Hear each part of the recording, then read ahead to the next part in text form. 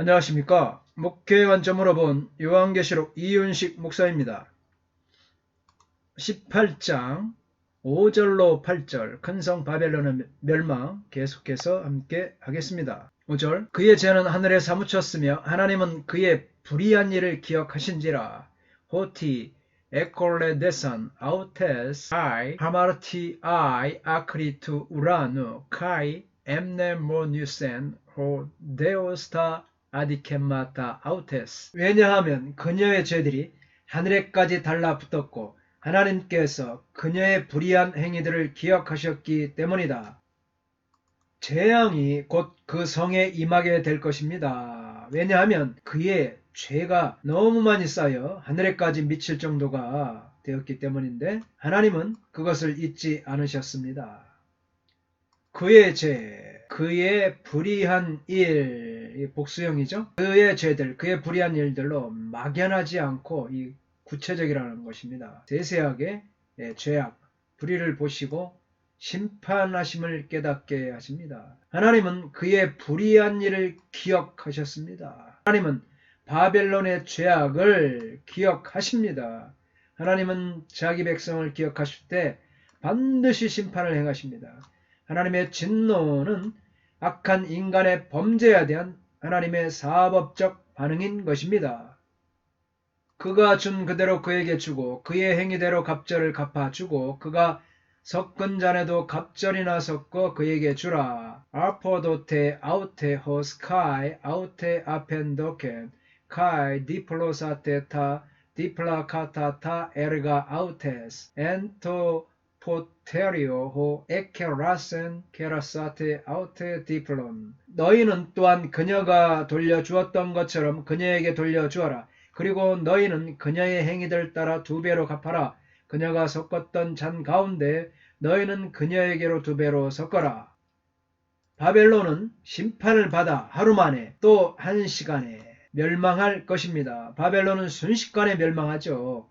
심판의 범위는 3가지 종류로 표현됩니다. 첫째, 음녀가 준 그대로 음녀에게 주고, 둘째, 음녀가 행한 행위의 갑절로 갚아줄 것과, 셋째로 음녀의 섞은 잔에도 갑절로 섞어주라는 것입니다. 먼저 그가 준 그대로 그에게 주라. 이것은 예레미야 50장 29절에서 바벨론 심판을 언급한 그 일한 대로 갚고 그 행한 대로 그에게 행하라 라는 표현을 반영하고 있습니다. 또한 그의 행위대로 갑절을 갚아주고, 이거는 음녀 바벨론이 하나님의 백성에게 행한 것에 문자적인 2배를 의미하는 것이 아니라 하나님의 완전한 보응을 의미하는 것입니다. 구약에서 갑절 이것은 완전한 보응에 대한 전통적인 표현 방법이기 때문입니다. 6절에 보면 그의 행위대로 갑절 갚아주고, 이거와 그가 섞은 잔에도 갑절이나 섞어 그에게 주라. 여기서도 반복되고 있으면 이러한 완전한 보응을 강조하기 위함입니다. 그가 얼마나 자기를 영화롭게 하였으며 사치하였든지 그만큼 고통과 애통으로 갚아주라. 그가 마음에 말하기를 나는 여왕으로 앉은 자요 과부가 아니라 결단코 애통함을 당하지 아니하리라 하니, 오사 에덕사센 아우텐카이 에스트레이니 아센 토스톤 도테 아우테 바사니스몬 카이 펜도스 호티 엔테 카르디아 아우테스 레게이 호티 카덴마이 바실레사 카이 케라 우크 에이미 카이 펜도스 우메이도. 그녀가 그녀 자신을 영화롭게 하고 사치스럽게 살았던 만큼 그렇게 너희는 그녀에게 고통과 슬픔을 주어라. 왜냐하면 그녀의 마음 가운데서 그녀가 말하기 때문이다. 내가 여왕으로 앉아있다. 그리고 나는 과부가 아니다. 그리고 나는 결코 슬픔을 보지 않을 것이다. 범죄에 합당한 처벌 원리가 7절에서 다시 분명해집니다. 바벨론은 자신이 영광과 부귀를 얻을 때 저지른 똑같은 방식으로 처벌받을 것입니다.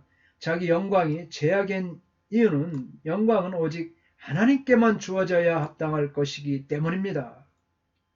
영광 받으실 분은 하나님 한 분뿐입니다. 할렐루야. 그런데 음행의 포도주에 취한 자들이 자신의 위치를 잊고 하나님의 영광을 가로챈 것입니다. 인생의 목적은 무엇입니까? 하나님을 영화롭게 하는 것이죠. 영원토록 기뻐하며 즐거워하는 것입니다.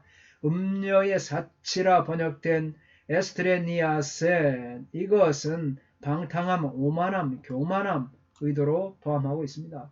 음녀는 하나님께서 인간에게 요구하시는 자기 십자가, 좁은 길을 철저히 거절하게 만듭니다. 대신에 부와 사치, 교만, 방탕만을 쫓게 만듭니다. 부를 자랑하고 탐심으로 가득 차 더 이상 하나님의 은혜를 사모하지 않게 만드는 게 바로 음녀 마귀가 하는 일입니다.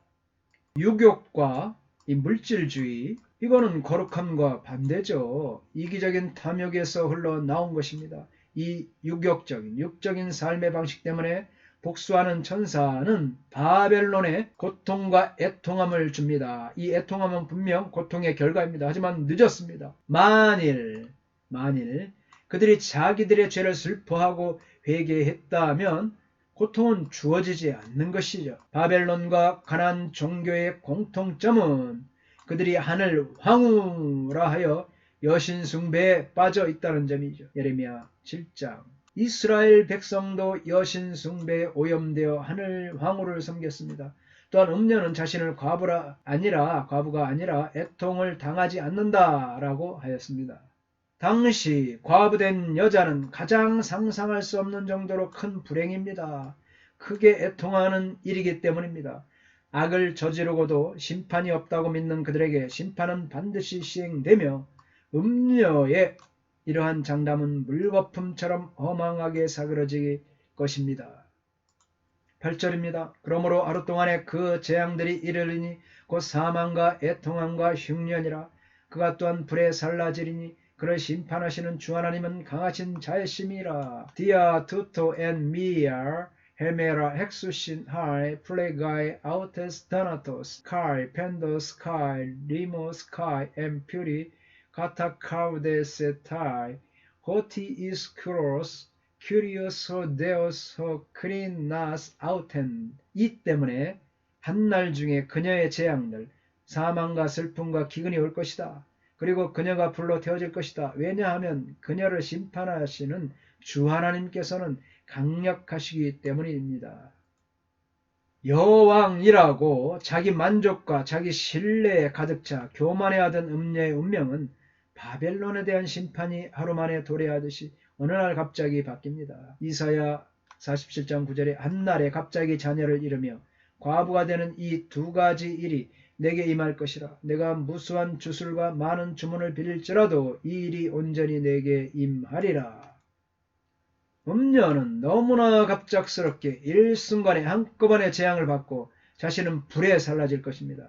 사망과 애통함과 흉년과 불에 살라지는 심판은 요한계시록에서 반복해서 등장하는 심판입니다. 6장, 8장, 16장. 불에 의한 심판은 성경의 개념이죠. 고대 시대에 타오르는 성읍의 연기는 성의 멸망을 표시했습니다. 일단 불이 붙으면 그 성읍이 연기를 내뿜는 폐허가 될 때까지 그 어떤 것도 이 개걸스러운 불길을 막을 수는 없는 것입니다. 이것이 바벨론이 멸망당할 수밖에 없는 이유인 것입니다. 스스로 가장 강한 자임을 자처한 바벨론의 자랑은 자신을 속이는 행위입니다. 왜냐하면 바벨론보다 더 강하신 하나님이 계시기 때문입니다.